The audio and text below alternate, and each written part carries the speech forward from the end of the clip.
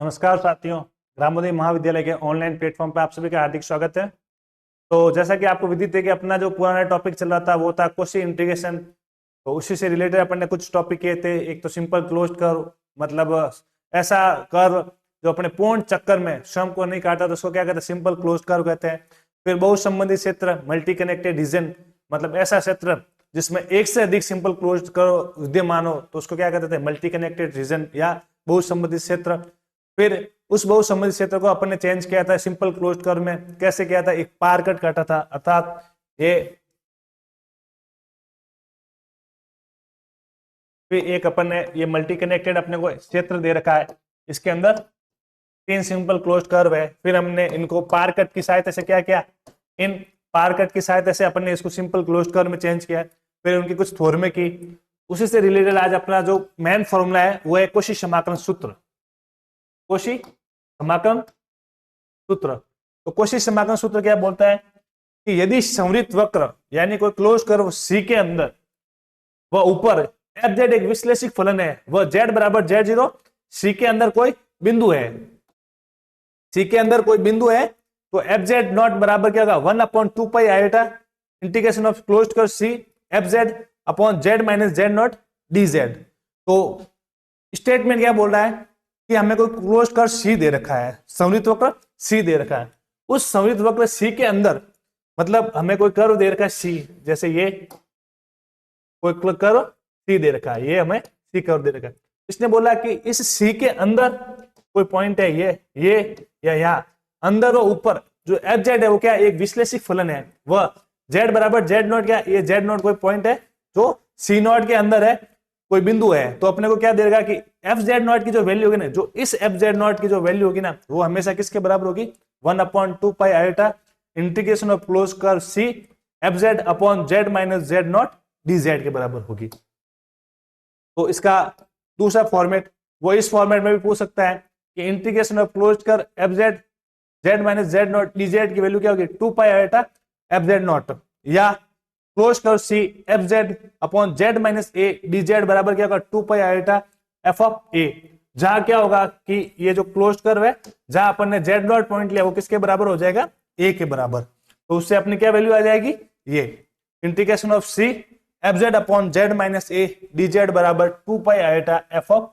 ए के फॉर्मेट में। फिर इसका प्रूफ, तो इसका प्रूफ क्या है कि सर्वप्रथम अपन क्या लेते हैं, एक क्लोज्ड कर्व लेते हैं, क्लोज्ड कर्व सी लेते हैं।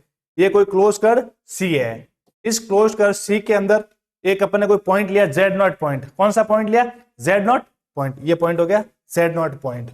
इस जो क्लोज्ड कर्व लिया सी, इसका जो इक्वेशन है वो है mod of Z minus Z not बराबर आर। तो अपन को वैसे भी पहले पता है कि कॉम्प्लेक्स में किसी सर्कल को डिफाइन कैसे किया जाता है, जेड माइनस जेड नॉट बराबर आर।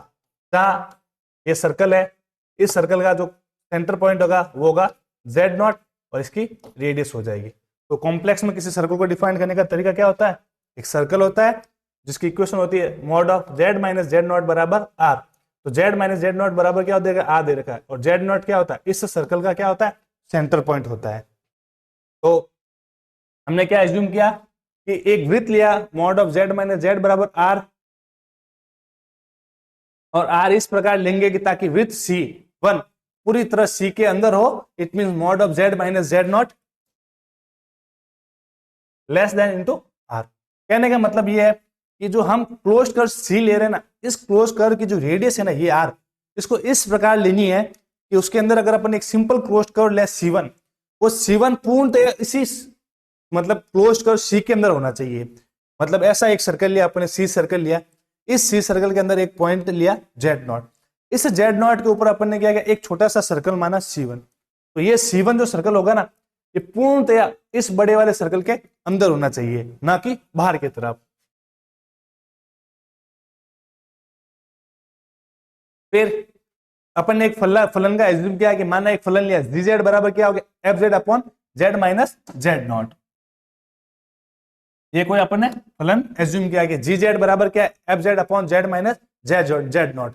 तो क्या दे रखा है कि जेड बराबर जेड नॉट के अलावा जी जेड सी के अंदर व ऊपर विश्लेषित होगा। कहने का मतलब ये है कि जो अपन ने जी जेड जो एज्यूम किया ना, वो जेड नॉट के ऊपर भी विश्लेषित होगा, यहां पे भी विश्लेषित होगा और सी के ऊपर भी होगा, लेकिन कंडीशन क्या रहेगी, वो सी के बाहर कभी भी विश्लेषित नहीं होगा, मतलब सी के बाहर वो एनालिटिक नहीं होगा। फिर जब z बराबर जेड नॉट वाला छोटा वृत्त त्रिज्या r हो, तब c व c1 के मध्य बहु संबंधित प्रदेश के मध्य gz विश्लेषित होगा। कहने का मतलब ये है इसका कि जैसे ये c सर्कल लिया, ये c1, c2, c3, c4, c5, ऐसे में अगर क्लोज कर लेता जाऊं तो जो gz होगा ना, वो हर जगह क्या होगा, विश्लेषित होगा। जरूरी नहीं है कि वो c1 के अंदर ही विश्लेषित हो, वो पूर्णतः एक जो क्लोज कर अपन ने लिया, उस क्लोज कर के अंदर क्या होगा, पूर्णतः संवृत होगा, विश्लेषित होगा। ठीक है, मतलब C1 के अंदर भी होगा, C2 के अंदर भी होगा, C4 के अंदर भी होगा, तो वहां पे क्या होना चाहिए, विश्लेषित होना चाहिए। तो क्या होगा, जो C GZ DZ बराबर वो किसके बराबर होगा, C1 GZ DZ, क्योंकि अपन ने पढ़ा था कोशी बहु संबंधित प्रदेश की प्रमेय से। अपन ने कोशी बहु संबंधित जो थ्योरम थी उसमें क्या था कि कोई क्लोज दे रखा C1, C2, C3, C4, तो हमें पता था कि जो C FZ DZ वो किसके बराबर होता था, इसके अंदर जितने क्लोज्ड कर्व थे C1 FZ DZ plus C2 FZ DZ, तो जितने इसके अंदर क्लोज्ड कर्व होंगे उन सब के योग के बराबर होता था। तो क्या होगा, integration of C GZ DZ वो बराबर किसके होगा, C1 GZ DZ के बराबर। तो हमें क्या दे रखा है, GZ की वैल्यू क्या दे रखी है, f ऑफ z,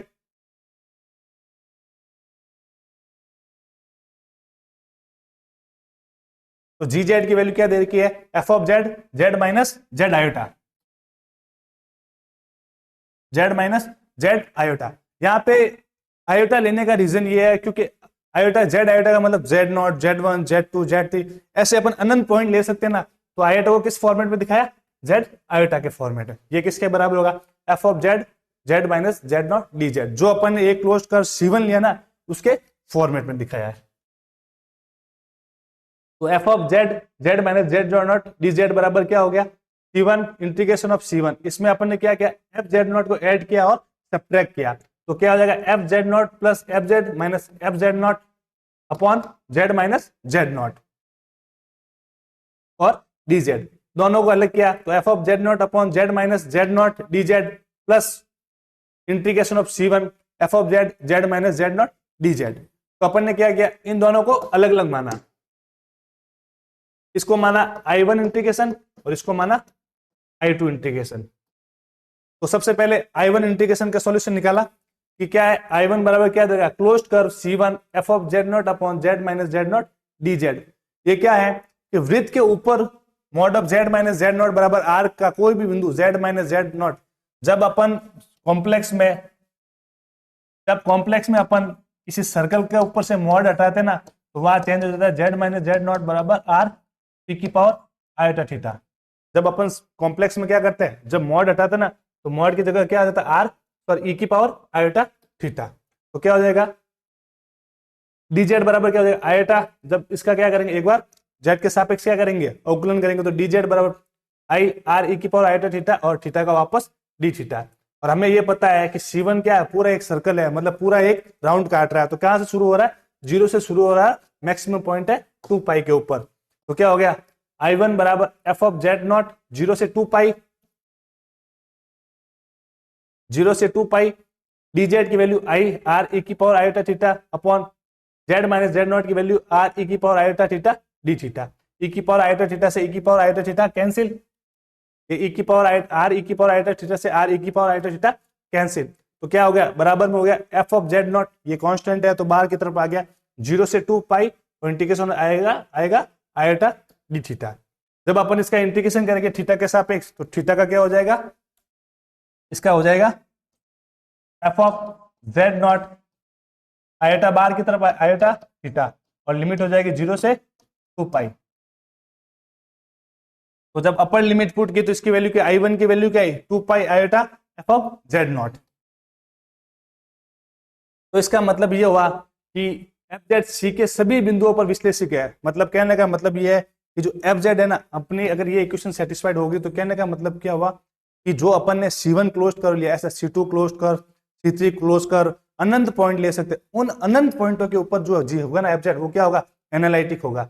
I1 की वैल्यू तो आ गई 2 pi iota F of Z not. अब क्या हो गया, एफ ऑफ जेड बराबर जेड नॉट पर सतत है। कहने का मतलब है जिस पॉइंट के ऊपर वो एनालिटिक है, हमें ये कंडीशन तो पता है कि जिस पॉइंट के ऊपर फंक्शन एनालिटिक होता है वहां पे वो कंटिन्यूअस होता ही होता है। तो कहने का मतलब है जेड बराबर जेड नॉट के ऊपर वो क्या होगा, जैसे एनालिटिक है तो वहां पे कंटिन्यूअस भी जरूर होगा। तो फिर अपने क्या, कोशी की कंटिन्यूटी की परिभाषा से, कोशी की कंटिन्यूटी की परिभाषा होती है कि हमें कोई एप्सिलॉन गिवन होगा, epsilon greater than 0, there exist delta greater than 0, हमें सच दैट करना है कि F of Z minus F of Z not less than होगा वो एप्सिलॉन से होगा।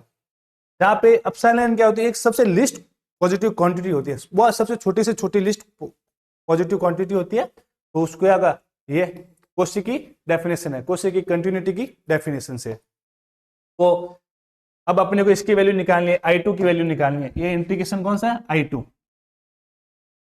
I2 की अपने को वैल्यू निकालनी है। I2 की वैल्यू निकालनी है मतलब क्या है, mod of F Z minus F of Z not upon Z minus Z not. Definition से अपन ने कौन सा डेफिनेशन लिया, कोची की कंटिन्यूटी की डेफिनेशन से। तो इंटीग्रेशन ऑफ C1, मॉड की प्रॉपर्टी हो गई कि हमें मॉड की प्रॉपर्टी पता है कि mod of G Z upon F Z, इसको लिख सकते हैं mod of G Z mod of F Z mod. तो ये मॉड की प्रॉपर्टी से, मॉड की प्रॉपर्टी से दोनों को अलग अलग किया तो क्या हो गया, mod of F Z minus F Z not Z upon mod of Z minus Z not, और ये हो गया मॉड ऑफ डी जेड। और डी जेड की वैल्यू हमें पता है, डी जेड की वैल्यू क्या है, आई आर ई की पावर आयोटा थीटा। जब मॉड लगाएंगे तो आर ई की पावर आयोटा थीटा की वैल्यू क्या होगी, 1 ही होगी। उसका रीजन ये है क्योंकि ई की पावर आयोटा थीटा को अपन क्या लिख सकते हैं, cos theta plus iota sine theta. और जब मोड लगाएंगे तो मोड का मतलब क्या है कि जो कोस थीटा और साइन थीटा की जो रेंज होती है वो -1 और 1 के बीच में होती है। मोड लगाने के बाद उसकी मैक्सिमम वैल्यू कितनी होगी, 1 ही हो सकती है। तो यहाँ क्या हो जाएगा, मॉड ऑफ आई ई की पावर आयोटा थीटा की वैल्यू क्या हो जाएगी, 1 हो जाएगी। तो क्या हो गया, less than epsilon upon R, limit हो जाएगी 0 से 2 पाई आर डेल थीटा।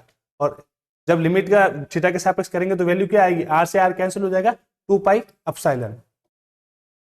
लेकिन एप्सिलॉन क्या है, कोई भी ऑर्बिटरी कांस्टेंट है, अपन ने लेके चले कि ऑर्बिटरी नंबर है, तो इसका मतलब क्या है, इसकी वैल्यू क्या होगी, 0 भी हो सकती है। तो अपन ऑर्बिटरी लेके चले भाई कुछ भी हो सकता है, काल्पनिक है, तो एप्सिलॉन की वैल्यू 0 भी हो सकती है। तो कहने का मतलब अगर एप्सिलॉन 0 हो गया तो पूरा फंक्शन भी 0 हो जाएगा। तो कहने का मतलब dz बराबर 0।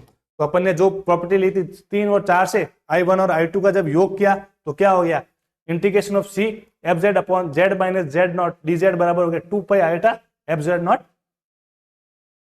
तो समीकरण 1 व 5 का वापस यूज लिया, क्या हो गया, integration of F Z upon Z minus Z not dz बराबर 2 pi iota F of Z not. तो ये समीकरण है, समीकरण नंबर 6। इसी समीकरण नंबर 6 को अपन क्या कहते हैं, कोशिका समाकलन सूत्र। ये कहलाता है कोशिका समाकलन सूत्र।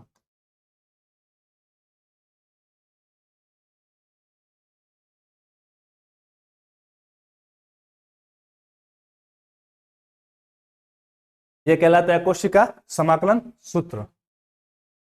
तो ये जो फॉर्मूला है ये बोलता है कि अगर आपको कोई क्लोज्ड कर्व दे रखा है, क्या दे रखा है, कोई क्लोज्ड कर्व दे रखा है, उस क्लोज्ड कर्व के अंदर अपने को छोटे छोटे पॉइंट दे रखे हैं, उस अगर पॉइंट के ऊपर एफ जेड क्या एनालिटिक हो, मतलब विश्लेषिक हो, और विश्लेषिक है तो क्या मतलब होगा कि वो वहां पे CR इक्वेशन को सेटिस्फाइड करेगा, हार्मोनिक फंक्शन को सेटिस्फाइड करेगा, वो उनकी अपनी अलग अलग कंडीशन होगी। तो क्या हो जाएगा, integration of closed curve C F Z,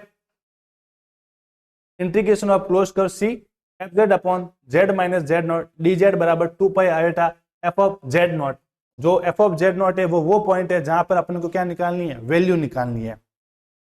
तो आज अपन ने पढ़ा है कोशी समाकलन का फॉर्मूला, बड़ा काम का फॉर्मूला है ये फॉर्मूला, क्योंकि इससे अपन ऐसे कई कॉम्प्लेक्स में इंटीग्रेशन की वैल्यू निकाल सकते हैं जो बहुत मतलब अगर करने बैठे तो बहुत टाइम लगता है। लेकिन जब इस फॉर्मूले का निर्माण हुआ उसके बाद जो कॉम्प्लेक्स में इंटीग्रेशन होते हैं ना वो बहुत ईजी हो गए हैं। क्योंकि अगर हमें कोई कर्व दे रखा है, कोई कर्व दे रखा है और उस कर्व के अंदर हमें कोई पॉइंट दे रखे है और उस पॉइंट के ऊपर अपने को निकालना कि इसका एरिया कितना रहेगा, वो एक अगर नॉर्मल मेथड से करे तो बहुत लेंथी मेथड होता है। लेकिन अगर हमें ये पता चल जाए कि वो वक्र के अंदर जो पॉइंट हमें दे रखा है वो अगर दिए हुए कर्व के अंदर अगर बिलोंग कर रहा है तो हम उसका एरिया कोशी समाकलन से निकाल सकते हैं, और अगर उसके बाहर है तो उसकी वैल्यू हमेशा 0 हो जाएगी। क्योंकि अगर वो बाहर हो जाएगा तो इसका मतलब क्या है, वो एनालिटिक नहीं है, और जो एनालिटिक नहीं है वो क्या होगा, उसकी वैल्यू 0 हो जाएगी, और 0 होने के बाद उसका अपन एरिया नहीं निकाल सकते। तो आज अपन ने टॉपिक पढ़ा है कोशी समाकलन का सूत्र। तो नेक्स्ट टॉपिक में हम इससे जुड़े कुछ क्वेश्चन करेंगे। धन्यवाद।